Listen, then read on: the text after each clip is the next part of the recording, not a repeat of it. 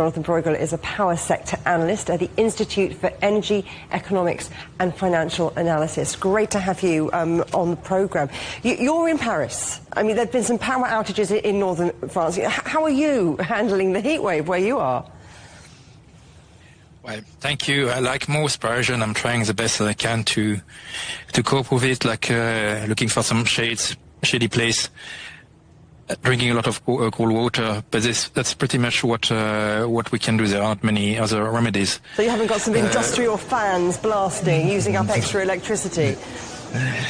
No, and as you know, like France and Western Europe is still quite low equipped in air conditioning. And that's what strikes me from a professional angle, that the system is already very strained due to air conditioning, but there will be increasing air conditioning equipment in the future. So my concern is how the system will cope with more and more equipment in air conditioning in the future in those countries like France, Germany and the UK. Yeah. Well, France has curbed its nuclear power output to protect local rivers, which are used normally to cool reactors because they're too warm. So what impact is that having on electricity spot prices? Well, the impact is an upward impact on the prices, so pricing is surging.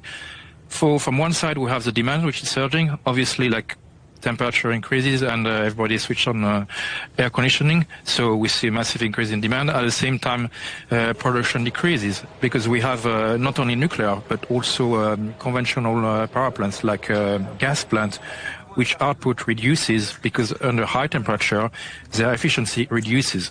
So we have lower production from gas plant and low production for nuclear plant, as you said, lower cooling due to rising temperature in rivers. So that's a double effect, and which creates a tight supply-demand margin and higher prices. Why are heat waves such a headache for Europe's power grids?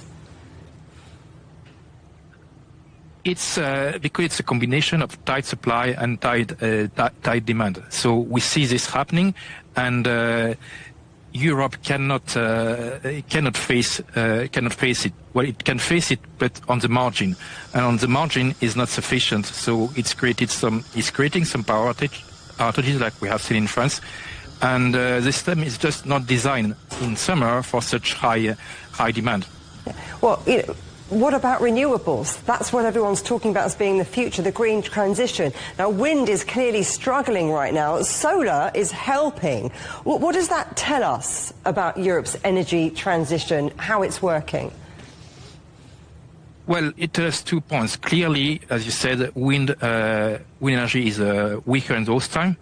That's a bit obvious. During a high-pressure condition, we have lower wind speed and therefore lower wind production factors, and we have lower wind output. That's one point. But at the same time, on the flip side, we have solar, which is at its best condition of the year. The days are long, sunshine is intense, and we see the highest production volumes of solar in most European countries. At some points during the day, in some countries, we can see up to 30, even 40% of demand covered by solar. That's enormous. So we have this complementary between wind and solar, which is not ideal. If not, the system would not be so strained. But it's still on a good way. And what we need just more solar. It's highlighting the case for more solar, which is more needed in summer. In winter, wind is doing its job. We need more solar to the job in summer. If hotter summers are the new normal, what is Europe's biggest energy challenge from here?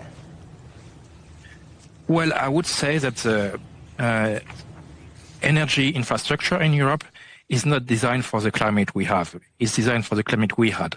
Now we have a climate where we see a winter peak from December to February, what we have historically been seeing.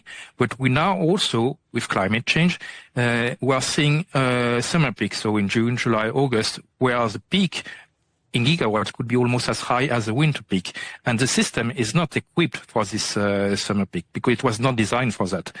So what do we need to solve this problem is, well, as I said before, obviously we need to develop solar at a faster pace and much faster pace. But also there are some other solutions that we should not discard. we should rely more on batteries, like when solar fades in the evening or disappears during the night, we need battery to replace solar. Also in a period like now we have heat waves, we need more demand-side management, which means the customer being able to be reactive to this period of tight supply demand. Yeah. For instance, in winter, during cold waves, we see industrial and commercial consumers shutting down the demand. So we could see the same in summer, and we still don't see it. And the last point, which is still very important, we need stronger interconnection between countries. Stronger interconnection between countries, like countries being able to export and import power from one another with less constraint. So we need a stronger European grid. Always great to talk to you. Thank you, Jonathan Bruegel from the Institute of Energy Economics and